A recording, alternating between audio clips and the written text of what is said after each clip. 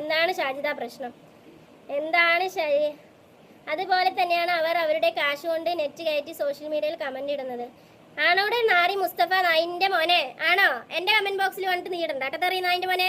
നിനക്ക് പറ്റുന്നവരുടെ കമന്റ് ബോക്സിൽ പോയിട്ട് ഇടാ നായെ. എന്റെ കമന്റ് ബോക്സിൽ വന്നിട്ട് നീ തെറി വിളിക്കാൻ നിൽക്കണ്ട. എന്തിനാണ് മക്കളെ നിങ്ങൾ റീചാർജ് ചെയ്തിട്ട് നിങ്ങളെ പൈസ മുതലെടുത്ത് റീചാർജ് ചെയ്ത് ഇങ്ങനത്തെ ഓരോരോ ആൾക്കാരെ യൂട്യൂബ് ലൈവ് കണ്ടിട്ട് അതിൻ്റെ അകത്ത് കമൻ്റ് ഇട്ടിട്ട് അവളെ ചീത്ത കേൾക്കാൻ എന്തിൻ്റെ ആവശ്യം?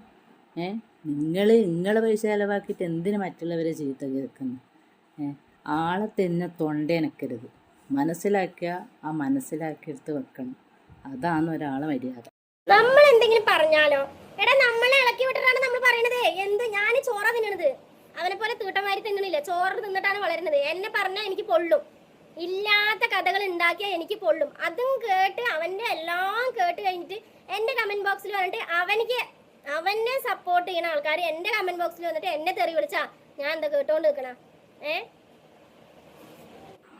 പിന്നെ ഇവള് പറയുന്നു അന്നെ ഇളക്കി വിടുന്നു. നിന്നെ ഇളക്കി വിടാൻ നീ എന്താ അങ്ങാടി പശുവാ നിന്നെ ഇളക്കി വിടാൻ?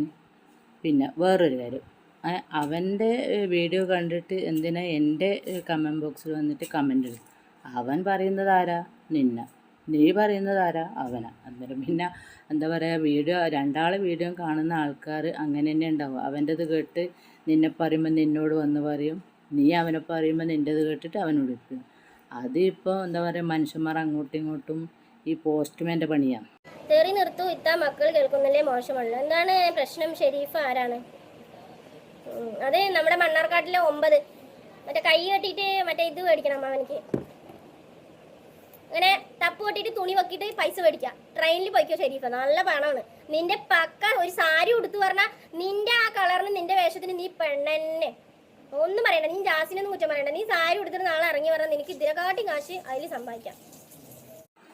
സത്യം പറഞ്ഞാൽ ഈ 9 എന്ന് പറഞ്ഞാൽ എനിക്കറിയില്ല, എൻ്റെ കാര്യം പറയല.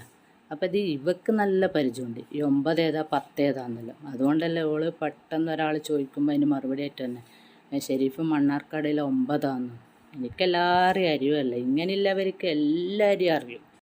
പിന്നെ ഇവള് പറഞ്ഞ കാര്യം ഇങ്ങനെ ദപ്പ് മുട്ടിയിട്ട് തുണി വെക്കുന്നത്, അതങ്ങ് പാലക്കാട് അതൊരു ഫേമസ് ആയിരിക്കും അല്ലേ? നിൻ്റെ നാട്ടിലെല്ലാം ഇങ്ങനെ ആയിരിക്കും. അങ്ങനെ കുറേ കണ്ടിട്ട് എക്സ്പീരിയൻസ് ഉണ്ടെന്നു ഷാജിദാക്ക്. അതുകൊണ്ടാണ് ഷെരീഫിന് പറ്റിയ പണി അവൾ പറഞ്ഞു കൊടുക്കുന്നത്. ഇനി കണ്ടിട്ടുള്ള എക്സ്പീരിയൻസ് ആണോ അല്ലെങ്കിൽ ഷാജിദ ചെയ്തിട്ടുള്ള എക്സ്പീരിയൻസ് ആണോ? അതുകൊണ്ടല്ലേ ഇത്രയ്ക്ക് കണ്ടീഷനിൽ അവൾ പറയുന്നത്. അങ്ങനത്തെ പണിക്കെല്ലാം പോയാൽ യൂട്യൂബിൽ അതിനെക്കാട്ടിയും വരുമാനം കിട്ടും.